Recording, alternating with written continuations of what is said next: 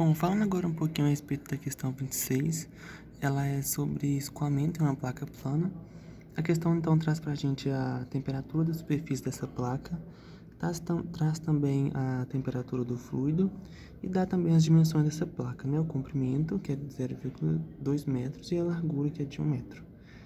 Então, ela traz para a gente essas condições e fala para a gente calcular o coeficiente convectivo, a taxa de transferência de calor e a força de arrastos para diferentes fluidos, né, que são a água e um nanofluido, que é utilizado no exemplo 2.2, né, no capítulo 2 do livro. Então, antes de tudo, a gente precisa adquirir as propriedades desses fluidos para a gente começar a resolver a questão, né? E na maioria dos casos de exercícios de escoamento externo, né, a gente utiliza as propriedades desses fluidos na temperatura do filme, que é o que a gente chama de temperatura média, que é a soma da temperatura da superfície com a temperatura do fluido dividido por 2, que no caso deu 300 Kelvin. Então, para a água, a gente vai na tabela da água saturada, que é a tabela 6, pega essas propriedades, né, pega os valores para cada propriedade. Então, as propriedades que a gente vai utilizar é a viscosidade, a condutividade, o número de Prandtl e o ρ.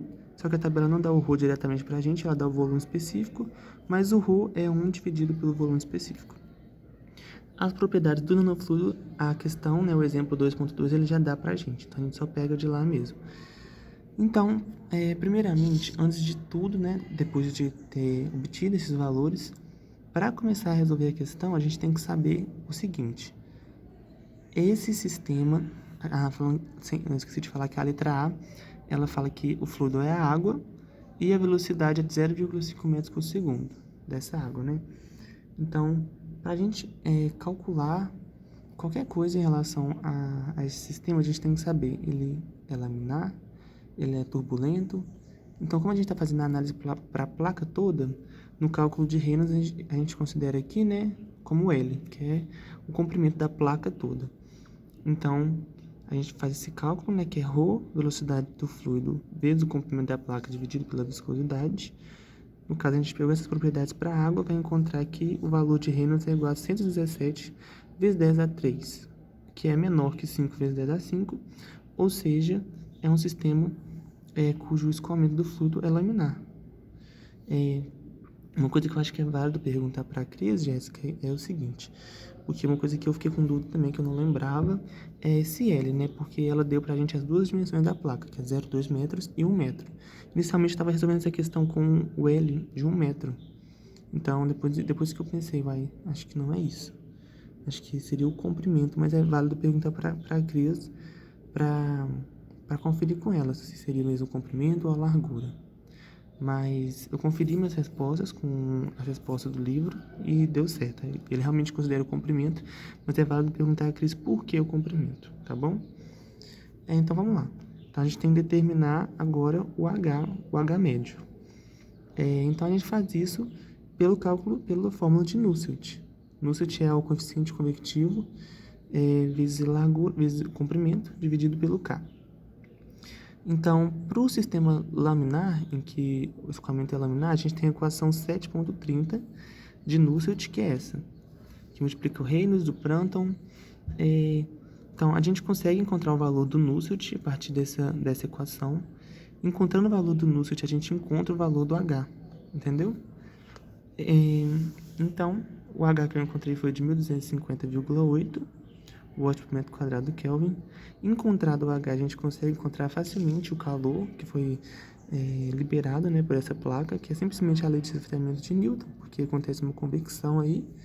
Então, a gente substitui o valor de H que a gente encontrou aqui. Então, a gente vai encontrar que o calor total dissipado pela placa, né, foi de 2.501,6 watts. Depois vem a parte que poderia ser um pouco mais complicada, né? Que a gente calcula a força de arrasto. Uma coisa que é importante lembrar é que força de arrasto ela está associada ao atrito mesmo da camada limite. Então, do atrito na própria camada, no fluido mesmo. E então isso acontece, a gente pode determinar essa força de arrasto pela tensão de cisalhamento, porque a tensão de cisalhamento ela é a divisão dessa força pela área. força de arrasto pela área que está em contato com a placa, né? Pela área da placa. Então, para a gente determinar essa força de arrasto, então a gente tem que saber antes o valor da tensão. E a tensão a gente vai determinar ela pelo valor do coeficiente de atrito. O coeficiente de atrito para escoamento laminar, a gente tem essa equação aqui. A gente determina, igual a gente fez para o Nusselt. Primeiro essa parte aqui, determina o valor do coeficiente de atrito, depois encontra o valor da tensão. Encontrando o valor da tensão, a gente joga ele aqui.